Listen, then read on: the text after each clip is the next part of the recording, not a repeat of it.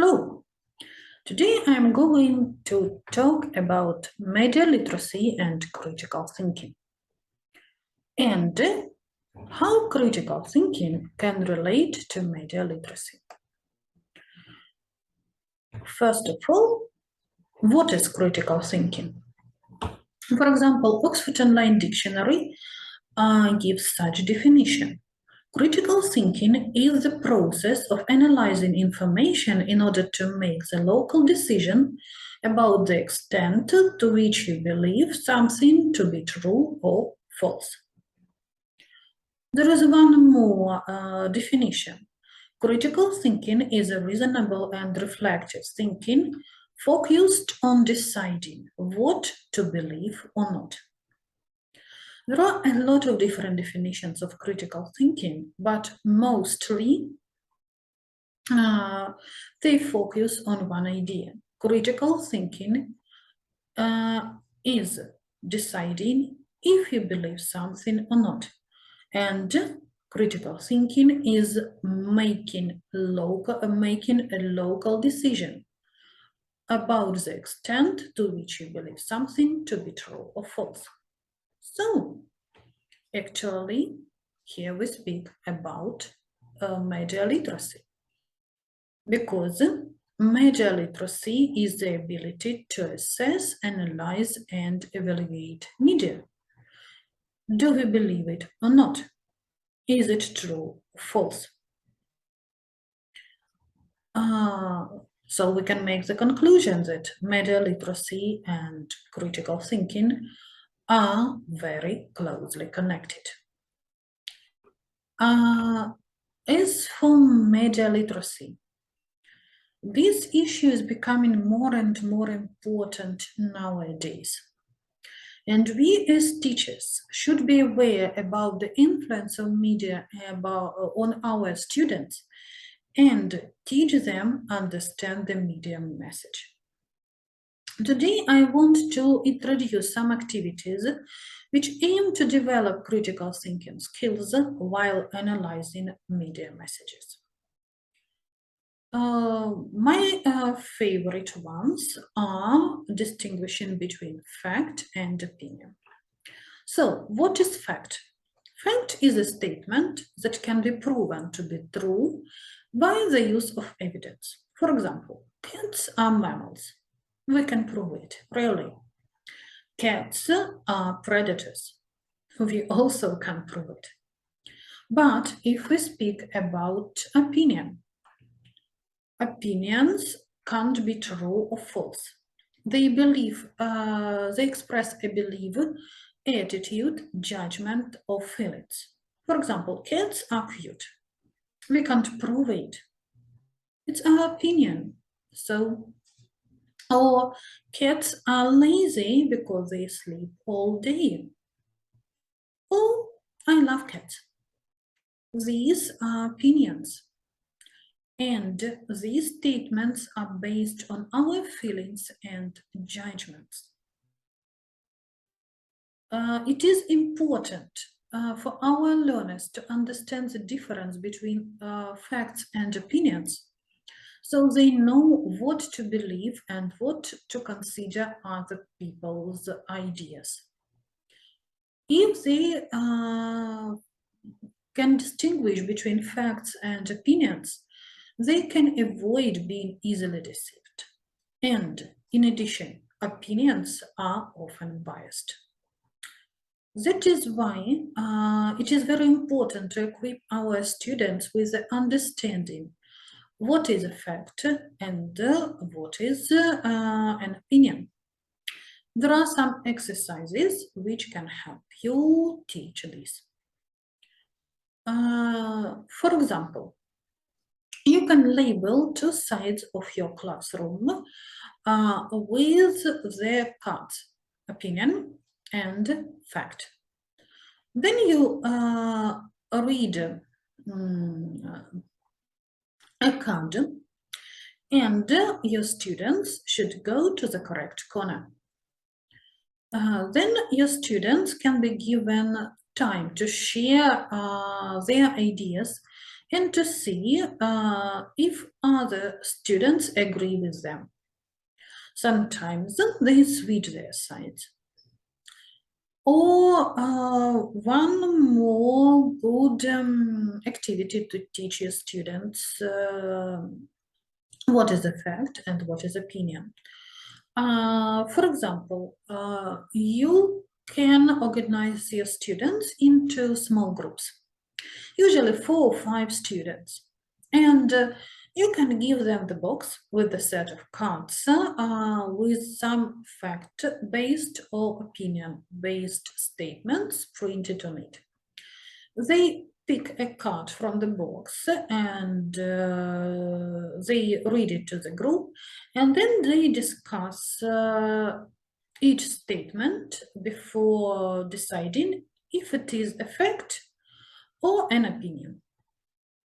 I usually play with my students, and we have a lot of fun during our lessons, but also we learn how to analyze the information. One important thing that is also very important, it's misinformation, disinformation, and malinformation. Manipulations of people's perception of reality can be damaging and even dangerous. And this phenomenon is not new, but the technologies had a considerable impact on scale and speed at which harmful information reaches the audience. That is why students should be aware about the strategies, how to recognize this type of information. So, what is misinformation? Misinformation is unintentional mistakes, inaccurate data, statistic, or statistics which is not serious. Disinformation is fabricated, manipulated, or false content. And the most dangerous one is malinformation. It's intentional change of content, date, or time of original content with the purpose of harm. There is one possible task which you can use. Take a fairy tale, or maybe take a story, a well-known story, and organize misinformation, disinformation, or malinformation campaigns. Your students present the story, and others try to guess what was it, misinformation or disinformation.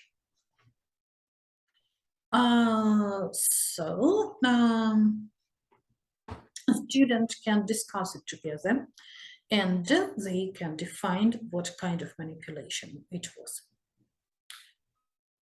One more interesting idea to use in your classroom is deconstructing advertisements. So, advertisements want you to accept their message unconditionally. However, you should teach your students to look beneath the surface and understand the real message. There is a list of questions which you can use at the lesson to see with your students, to analyze their advertisement and to see the real purpose of it. For example, who creates it and for what purpose? What techniques do the creators use to make a product appealing for you? How do they know who might be their target audience? Which specific techniques might be used to persuade you to buy this product? Which television shows will the creators buy time within to show the advertisement? How much does it cost to make it?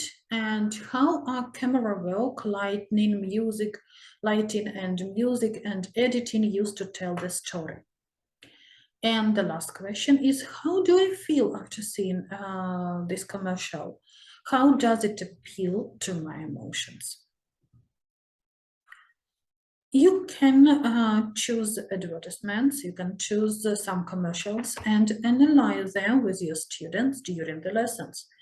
Try to understand the real message behind the bright picture.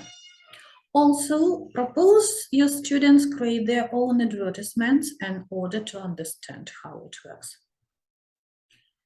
One more important thing we should consider, biases. Actually, what is bias?